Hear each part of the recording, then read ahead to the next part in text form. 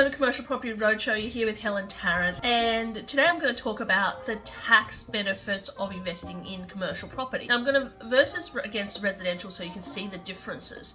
Now the fundamental difference with commercial property is that 95% of commercial property investors or purchasers are actually done in an entity. So what exactly is an entity? Discretionary family trust, a company, or it could be a unit trust. So, and of course there's some other ways you could do it. It's through a self-managed super fund, but rarely do people buy it in their own name. And the reason they do that is because of the tax reasons. Now, investing in commercial property, most people are going to get positive cash flow from day one. Now, when you think about what exactly is positive cash flow, it's really about what is left over at the end of the day that goes into your pocket to feed your lifestyle. So after you pay all the outgoings, the mortgage, what is it left in your pocket, right? That is your true passive income. Now, with residential, no matter what you buy, even if you put a granny flat at the back and everything, you pay the mortgage, unless you put in a huge amount of deposit, you are going to be negative or neutral at best if you've held it for a long time. So there's actually no cash flow. So therefore, the tax treatment is very, very different. Now, I'm not a tax accountant, so if you're getting into this and you're part of our client group, or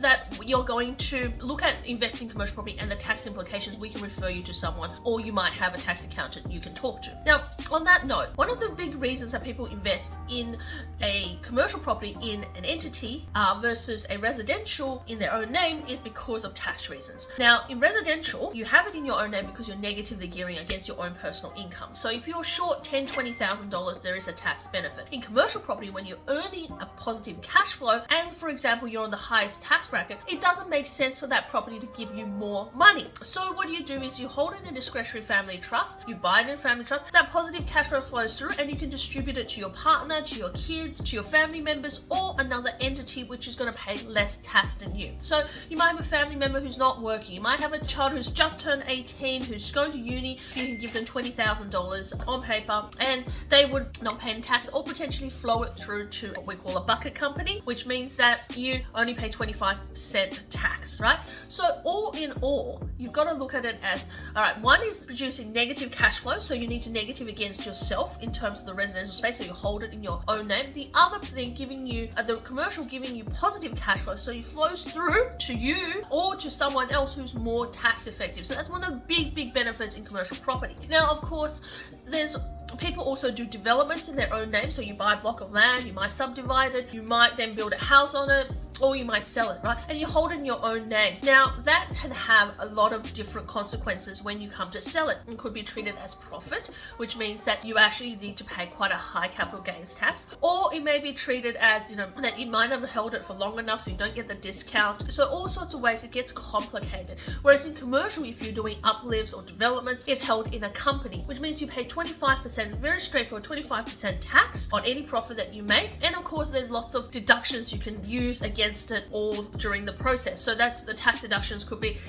your town planner cost, your solicitor's cost, going to see the sites, go and talk to the developer, the materials, all of the things that it's going to be part of, your valuation and all of those things that's going to be part of doing a development. And then of course, if the development goes well, great, you make profit, you pay a certain level of tax and you keep it, the rest, the money can flow through as a franking credit, or, you could be invoicing it for a consultancy fee, whatever it is, right? You can get the money out of the company through creative ways. However, if it goes well in your personal name, then you've got a higher tax to pay. But if it goes badly in a company, it doesn't affect you, it doesn't affect your credit, it gets wrapped up, the company defaults, goes into liquidation and so on and so forth. But if it goes badly in your personal name when you do a development, this is where it starts to mark your name for future loans, future projects, and future anything you want to get in terms of even getting credit cards and investment properties, your principal properties, anything, it's going to start impacting on your credit rating, right? So that's the fundamental differences. Now, following on from that, there is depreciation. Depreciation in commercial property works different from residential, but fundamentally they are to depreciate the asset over a period of time to save you on tax. Now, in commercial, there's more to depreciate than residential. Those things that you can't depreciate in residential, like travel to see the property, like the stuff that's already existing in the property, the age of the property may have reduced, those are still there in commercial. Like traveling costs to go and see it, scrapping costs for say, like you rip out a fit out, you put a new fit out in there. In terms of depreciation, depreciating the fit out if you help the tenant to do it or you contribute to the tenant to do it, that's great. Or alternatively, if the tenant's done all the fit out and you have no depreciation, it's depreciation against the building. And so depreciation, you can definitely depreciate a lot more and more creatively in commercial than you are in residential, because there's just a lot more things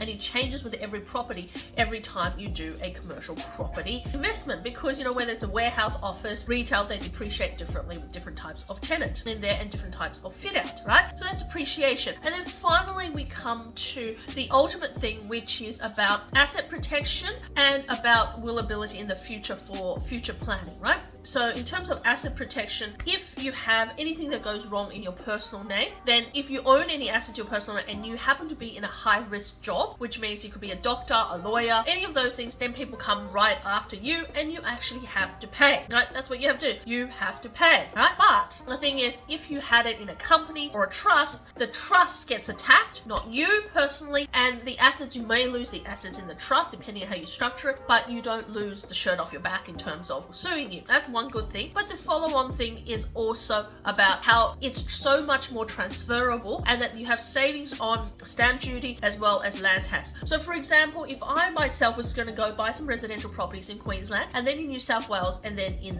let's say in Victoria, now I will have about 650,000 in terms of land tax threshold in Queensland. I would have about 800,000 or so in New South Wales, about 250 in Victoria. Now that's great. Now I could buy in each state, max myself out, and then I'm like, well, anything above that bracket, I'll have to pay land tax. There's no quarantine and there's no sort of breaking that up. Now, if I bought it in a trust or a company in Queensland, and that is the land of the land tax savings, it is that you get a 350 in the company and it's quarantine per company. So if you set up 3 companies, effectively you have over $1 million in land tax threshold. So 350, so you can buy one commercial property, split it over 2 entities, don't have to pay land tax. You can buy one commercial property in each entity and save on the land tax. There's no pooling together. However, trust and companies don't work the same when you're in New South Wales and Victoria. There is 0 threshold in New South Wales and 25,000 in Victoria, so you really have to pay land tax from the first dollar. However, that doesn't mean that you cannot use a company effectively, because the main thing is you as a director of a corporate trustee, when you decide that you want to actually pass on that job or when you want to actually retire, you can always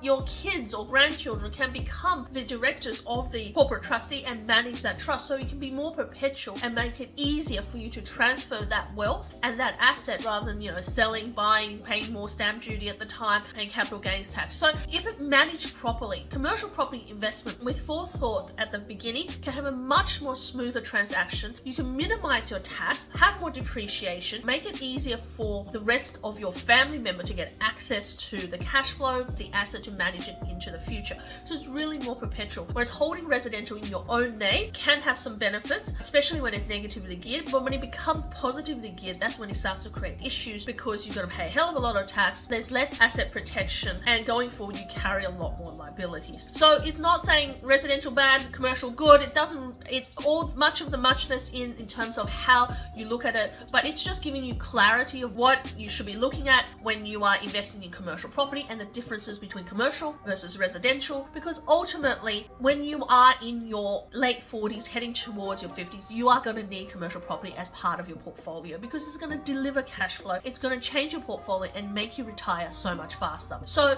on that note, if you're looking for the next steps in commercial property, there's a link below where you can join our community, find out more about what we do, because through that community you can be part of a group to learn more about the current market, the current trends, where to invest, where not to invest, where to buy, and how to really get started in the commercial property space. So click on that link. In the meantime, subscribe, hit the bell. See you in the next video. Bye for now.